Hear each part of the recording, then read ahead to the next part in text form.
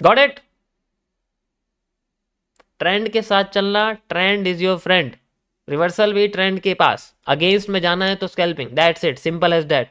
Evolution of structure, pattern अपने आप को बड़ा, बिग एस बिग कर रहा है, बी एस बी, कभी कभी एस एस भी करता है, कभी कभी बी बी एस भी करता है, यानी कि बिग बिग स्मॉल करता है, कभी कभी स्मॉल बिग स्मॉल भी करता है, जिसमें हम लोग एल्यूस बना देते हैं। जैसे कि हमारे पास में पीनट बना हुआ है यहाँ पर, जैसे ऐसे गई मार्केट, फिर पीनट बनाया, फिर मार्केट नीचे आ गई, फिर बड़ा पीनट बना दिया, फिर नीचे आ गई, फिर छोटा, तो हम पूरे स्ट्रक्चर को पीनट स्केल उसमें कन्वर्ट कर देते हैं एलिप्स में, फिर मूव करके ऐसे आ जाता। वो अलग बात है कि हम किस तरीके से इसको यूज करते हैं। समझ आया? That's it. बाकी देखो प्रैक्टिस है और कुछ नहीं है। मैंने आपके सामने देखो मैपिंग करके ही बनाया हुआ, मैं आपको करके भी दिखा दूंगा इसके अंदर। We can use it like this. ठीक है, सप्लाई मेजर कर सकते हैं हम लोग, यहाँ तक का area, and then this area.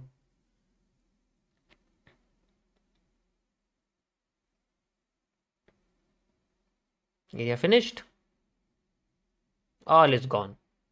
Now market has a support, maybe matter support, movement,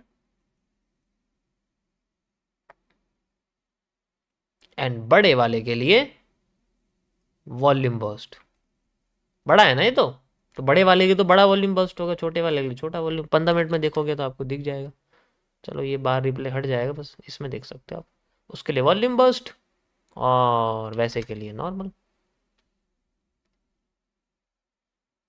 फिर आप अपना नॉर्मल जो ब्रेकआउट वाला हिस्सा है, स्ट्रेटजी पॉजिटिव एंगल वाला है, बेंडिंग वाला, हम यूज़ कर सकते हैं। ओके, आई थिंक समझ में आया होगा आपको। तो अगर कन्फ्यूज़न हो रही होगी, आई थिंक सॉल्व हो जाएगी। कई बार इस हिस्से को देख लेना स्ट्रीम में, ठीक है? प्रैक्टिस करोगे तो आपको पता लग जाए एवोल्यूशन ऑफ स्ट्रक्चर हम लोग किस तरीके से यूज़ कर रहे हैं। अरे क्या हो गया, इसको चल क्यों नहीं रहा है? अच्छा, गोल्ड है ना, गोल्ड तो बंद है। यो, ये तो बहुत अच्छी बुलिश एनगल्फिंग थी। क्या हुआ डेवन, ये क्या हो गया? अभी मैंने आपको एक्सप्लेन किया इसके बारे में। किसके बारे में? बनाया था ना भी स्ट्रक्चर आपके पास, इस तरीके से एम बनता है, और फिर उसके बाद, सॉरी थोड़ा मोटा कर देते हैं इस लाइन को, ठीक है, एम बनता है इस तरीके से हमारे पास, और फिर बाद में हमें यहाँ पर ऐसे पहला चैनल लाइक, फिर ऐसे, और फिर मार्केट ब्रेक कर देती है। उसका मैंने क्या बताया आपको, एक fake out, retesting, and then upside, और फिर मार्केट नीचे, एंड फिर मार्केट नीचे।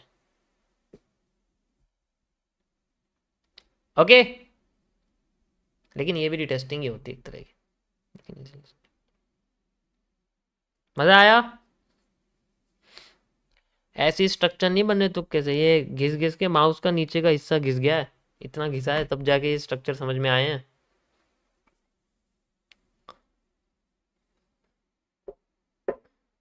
तो मैं क्या कह रहा था, हाँ, तो उनके बारे में बात करना बेकार है, क्योंकि उनका दिमाग सिर्फ सपोर्ट रेजिस्टेंस तक चलता है, और 4-5 और वर्ड इधर उधर के यूज़ कर लेते हैं।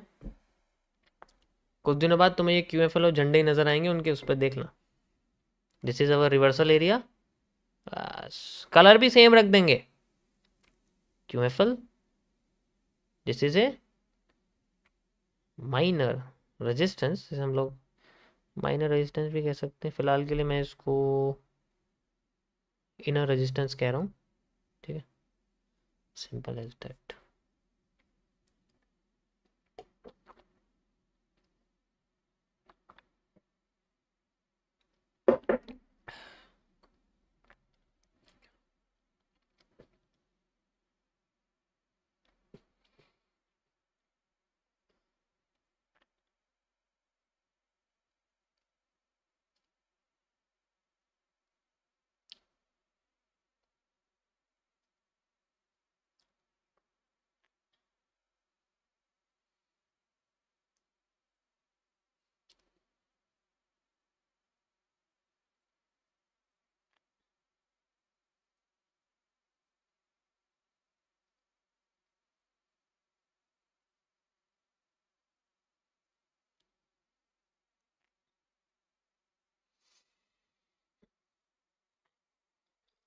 ओके, सो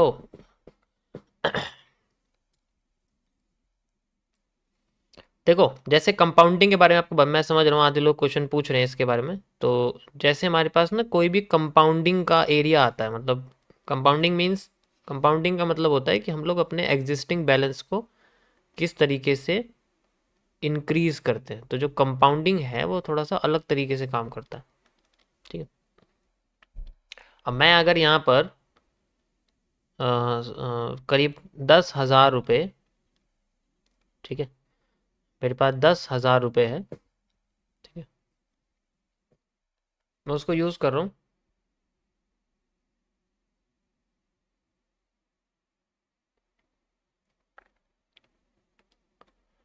तो अब यहाँ दिक्कत आती है कि अब यहाँ कंपाउंडिंग में देखो थिंकिंग क्या होती है, थिंकिंग क्या होती है। एक्सपेक्टेशन और सेटअप दोनों में फ़र्क होता है। एक्सपेक्टेशन है, जैसे मैं यहाँ अगर मैं महीने का दिन का 1% बनाता हूँ, तो इसका मतलब है कि मैं हर दिन 100 रुपये इसके अंदर अर्न करता जाऊंगा, और जैसे जैसे बैलेंस बढ़ता जाएगा मेरी कंपाउंडिंग निकल के आ जाएगी। This is called expectation. और एक्सपेक्टेशन इस दुनिया में काम नहीं करती। We have to work on reality, ये मार्केट डेटा पे चलती है। तो यहाँ पर 1% नहीं, यहाँ पर ये होता है सबसे पहले, और ये डिपेंड करता है 100 डेज कंटिन्यूस एक्यूरेसी ट्रेडिंग के ज़रिए, एक्यूरेट पोजीशन के रिजल्ट के ज़रिए। सबसे पहले एक्यूरेट पोजीशंस के बाद जो हमारा रिजल्ट निकलेगा उसका जो हमें एपीआर निकल रहा है। सेकंड थिंग पेशेंस इसके साथ।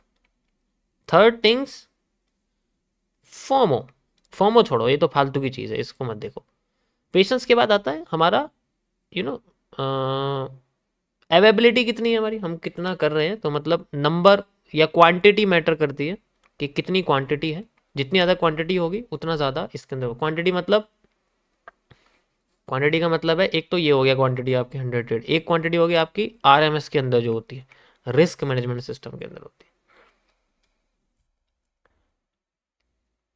तब जाके क्वेश्चन मार्क भरेगा। डे वन से क्वेश्चन मार्क नहीं भरता है। मजा आया। हाँ, expectation will come into reality if you do SIP, MF, PF। This is called the expectation.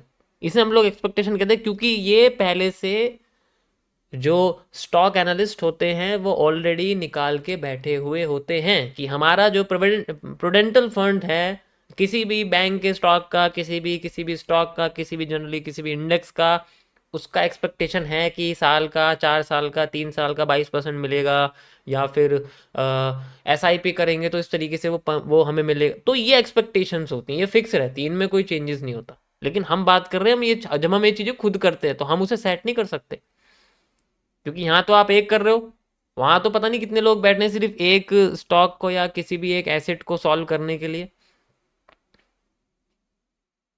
तो एक्सपेक्टेशन मत रखो, ये तीन पार्ट्स में डिवाइड करने की कोशिश करो, रिजल्ट निकलेगा। Got it?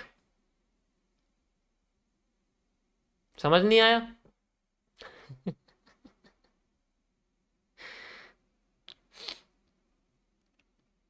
यही तो दिक्कत है, समझ नहीं आता फिर भी ट्रेडिंग कर देते हो, फिर लॉस हो जाता है।